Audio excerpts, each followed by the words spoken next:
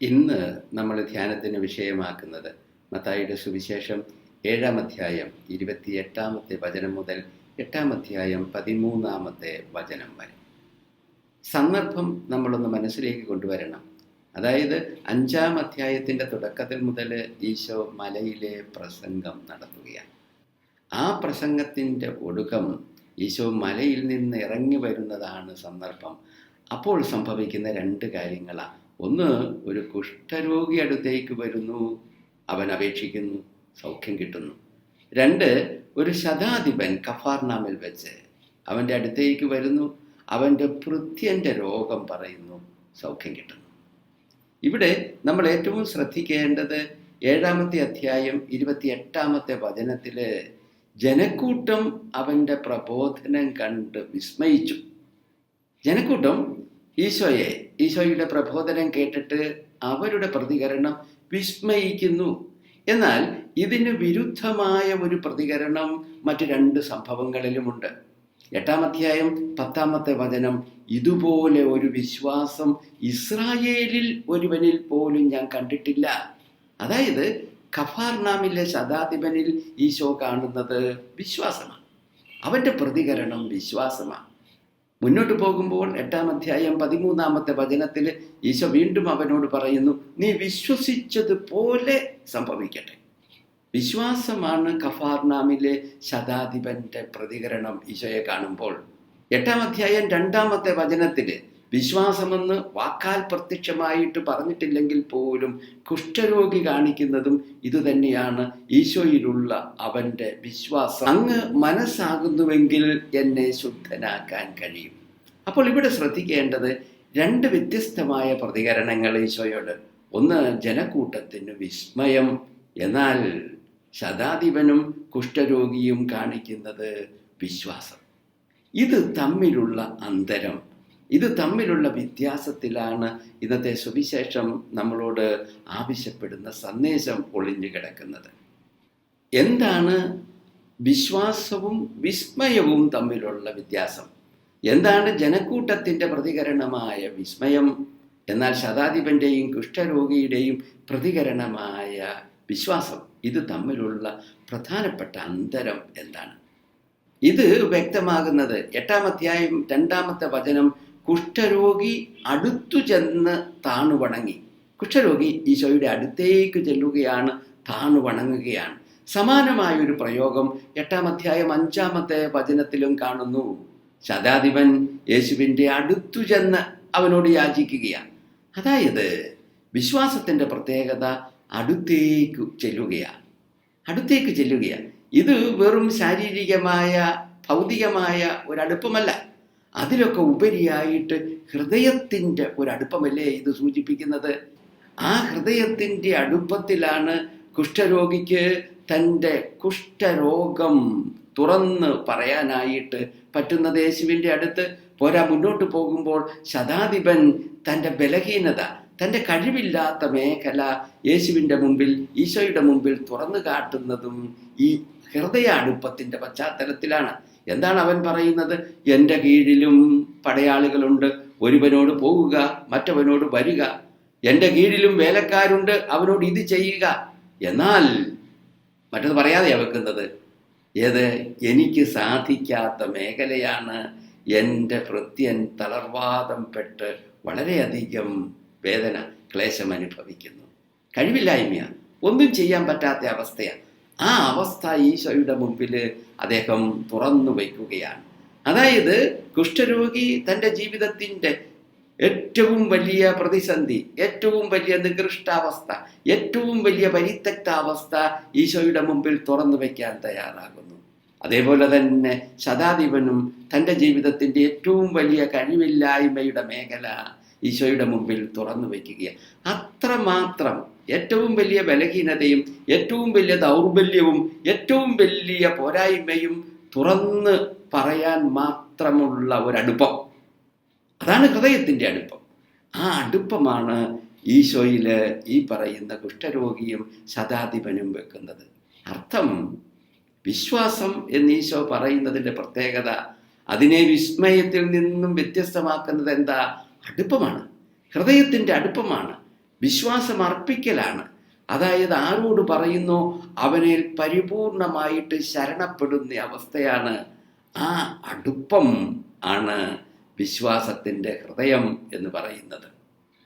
ഇങ്ങനെ തൻ്റെ ദൗർബല്യം, തൻ്റെ ബലഹീനത, തൻ്റെ കുറവ്, തൻ്റെ പോരായ്മ ഈശോയുടെ മുമ്പിൽ തുറന്ന് വയ്ക്കാനും ഏറ്റുപറയാനും മാത്രം വിശ്വാസം, ശരണം ഈശോയിൽ അർപ്പിക്കുമ്പോൾ എന്താ സംഭവിക്കുന്നത്? കുഷ്ഠരോഗിക്ക് സൗഖ്യം, ശുദ്ധി ഉണ്ടാവുകയാണ്. തളർവാദ രോഗിയുടെ പുത്രനോ സൗഖ്യപ്പെടുക, ശുദ്ധിയും സൗഖ്യവും വന്നു പെടുകയാണ് ഈ വിശ്വാസത്തിലൂടെ. എന്നാൽ വിസ്മയിക്കുന്ന ജനക്കൂട്ടത്തിൽ ആർക്കും ഇത് സംഭവിക്കുന്നില്ല. ഇതാണ് വിശ്വാസവും വിസ്മയവും തമ്മിലുള്ള അടിസ്ഥാനപരമായ വ്യത്യാസം.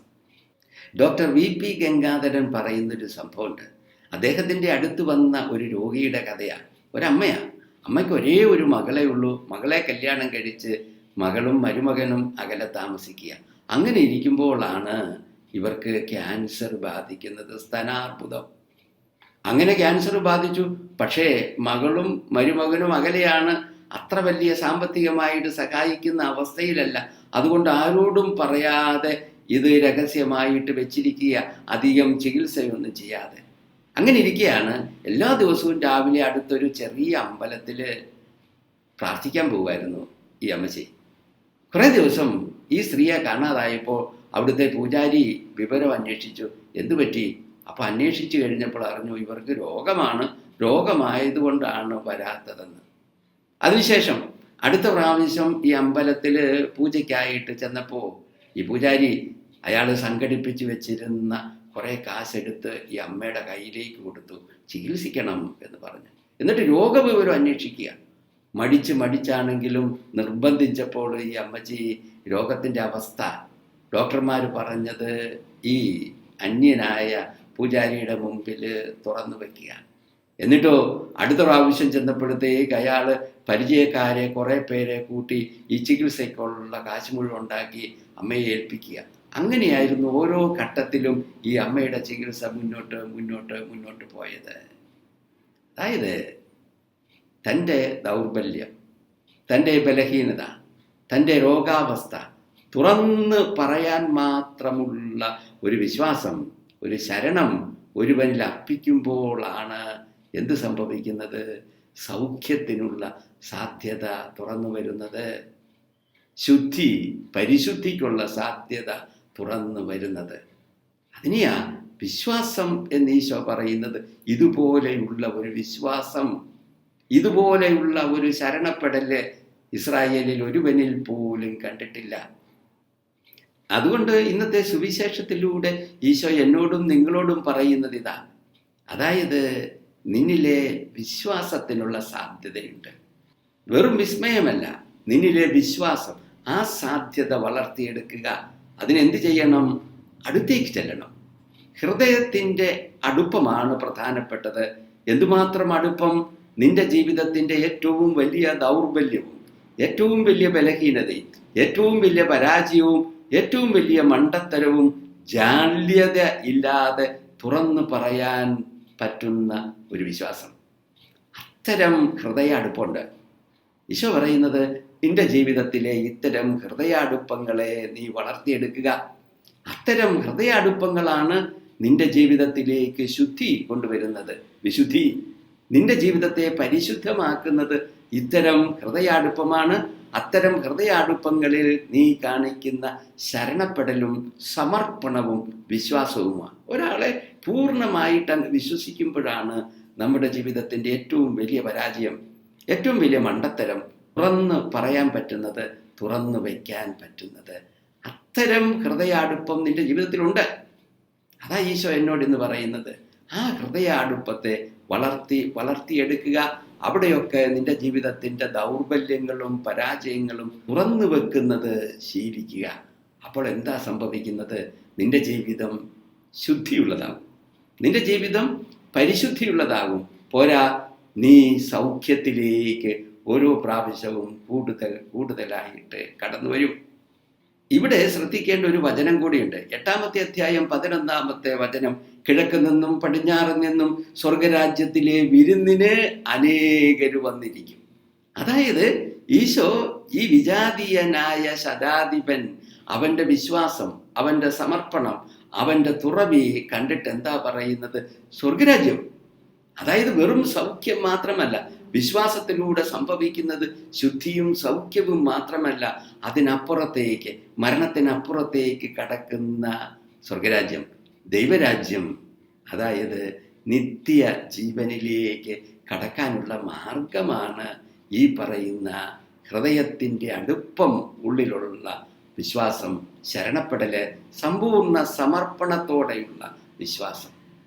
അതുകൊണ്ട് ഈശോ ഇന്നത്തെ സുവിശേഷത്തിലൂടെ എന്നോടും നിങ്ങളോടും ആവശ്യപ്പെടുന്നത്, നമ്മുടെ ജീവിതത്തിൽ തമ്പുരാൻ തന്നിരിക്കുന്ന ഹൃദയത്തിൻ്റെ അടുപ്പമുള്ള ബന്ധങ്ങളുണ്ട്. ജീവിതത്തിൽ ഏറ്റവും അടുപ്പം, ജീവിതത്തിൽ ഏറ്റവും വിശ്വാസത്തോടെ നമുക്ക് തുറന്നു പറയാൻ പറ്റുന്ന വ്യക്തി, ആ ബന്ധത്തെ നീ വളർത്തുക. ആ ബന്ധം, ആ വ്യക്തിയുടെ മുമ്പിലാണ് നിന്റെ ജീവിതത്തിൻ്റെ ദൗർബല്യവും പരാജയവും ബലഹീനതയും നീ തുറന്നു വെക്കേണ്ടത്. ഓരോ പ്രാവശ്യം തുറന്നു വെക്കുമ്പോഴും എന്താ സംഭവിക്കുന്നത്? നിന്റെ ബലഹീനതയിലേക്ക് ശുദ്ധി കടന്നു വരികയാണ്. നിന്റെ കുഷ്ഠരോഗത്തിലേക്ക് ശുദ്ധി കടന്നു വരികയാണ്. നിന്റെ രോഗാവസ്ഥ മാറിക്കൊണ്ടിരിക്കുകയാണ്. പോരാ, നീ സൗഖ്യപ്പെട്ടുകൊണ്ടിരിക്കുക. ഒരു പടിയും കൂടി കടന്നു പറഞ്ഞാൽ നിന്നിലെ ജീവൻ സൗഖ്യപ്പെടുമ്പോൾ ജീവൻ സമൃദ്ധമാവുകയാണ്. ജീവൻ അതിൻ്റെ നിറവിലേക്ക് വളരുകയാണ്. അങ്ങനെ ജീവൻ നിറവിലേക്ക് വളർന്നാൽ എന്താ സംഭവിക്കുന്നത്? മരണത്തെ പോലും അതിജീവിക്കുന്ന ജീവനായിട്ട് അത് മാറുകയാണ് ചെയ്യുന്നത്. അതാണ് സ്വർഗരാജ്യം, നിത്യജീവൻ എന്ന് ഈശോ പറയുന്നത്. അതിനാൽ ഈശോ പറഞ്ഞു തരുന്ന ഈ ജീവിതത്തിൻ്റെ സന്ദേശം നമുക്ക് സ്വീകരിക്കാം. നമുക്ക് പ്രാർത്ഥിക്കാം. നാഥ, നീ ഇന്ന് നിൻ്റെ ജീവിതത്തിലെ 2 സംഭവങ്ങളിലൂടെ എന്നോട് പറയുന്നത് തിരിച്ചറിയാനുള്ള കൃപ തരണമേ. ഈശോയെ, വെറുതെ വിസ്മയം, വലിയ നന്മകൾ കണ്ട് വിസ്മയിച്ച് നിൽക്കുന്നതല്ല, അതിലൊക്കെ ഉപരിയായിട്ട് വിശ്വാസം, അതായത് എൻ്റെ ഹൃദയത്തോട് ഏറ്റവും അടുപ്പമുള്ള ബന്ധങ്ങളെ വളർത്തിയെടുക്കാൻ നീ എന്നോട് ആവശ്യപ്പെടുന്നു. ആ ബന്ധങ്ങളുടെ മുമ്പിലാണ് എൻ്റെ ജീവിതത്തിൻ്റെ കുറവും ബലഹീനതയും ദൗർബല്യവും ഞാൻ തുറന്നു വയ്ക്കേണ്ടത്. ഈശോയെ, അത്തരം ഓരോ തുറന്നു വയ്ക്കലിലും ഞാൻ കൂടുതൽ കൂടുതൽ ശുദ്ധിയുള്ളവനായിത്തീരുന്നു, ശുദ്ധിയുള്ളവളായിത്തീരുന്നു. ഞാൻ കൂടുതൽ കൂടുതൽ സൗഖ്യത്തിലേക്ക് കടന്നു വരുന്നു ഓരോ പ്രാവശ്യവും. പോരാ, അതിലൂടെ ഞാൻ ഓരോ പടി നിത്യജീവനിലേക്ക് നടന്നെടുക്കുകയാണ്. ഈശോയെ, ഈ തിരിച്ചറിവും ബോധ്യവും എനിക്ക് നീ തരണമേ. ഓരോ ദിവസവും എൻ്റെ ഹൃദയ അടുപ്പമുള്ള ബന്ധത്തെ, ആ വ്യക്തിയും വ്യക്തികളുമായിട്ടുള്ള ബന്ധത്തെ വളർത്തിയെടുക്കാൻ, വലുതാക്കാനുള്ള ശ്രദ്ധ ഈശോയെ എനിക്ക് നീ തരണമേ. അതോടൊപ്പം ഈശോയെ, എപ്പോഴെങ്കിലും രോഗാവസ്ഥ എന്നെ പിടികൂടുമ്പോൾ, എന്നെ തളർത്തുമ്പോൾ, എനിക്ക് കഴിവില്ലാത്ത മേഖല എന്നെ അലോസരപ്പെടുത്തുമ്പോൾ, ഹൃദയ അടുപ്പമുള്ള വ്യക്തിയുടെ മുമ്പിൽ മുഴുവൻ തുറന്നു വയ്ക്കുന്ന ആ ഒരു പ്രവൃത്തിയിലൂടെ കടന്നു പോകാനുള്ള കൃപ ഈശോയെ എനിക്ക് നീ തരണമേ. ആമേൻ.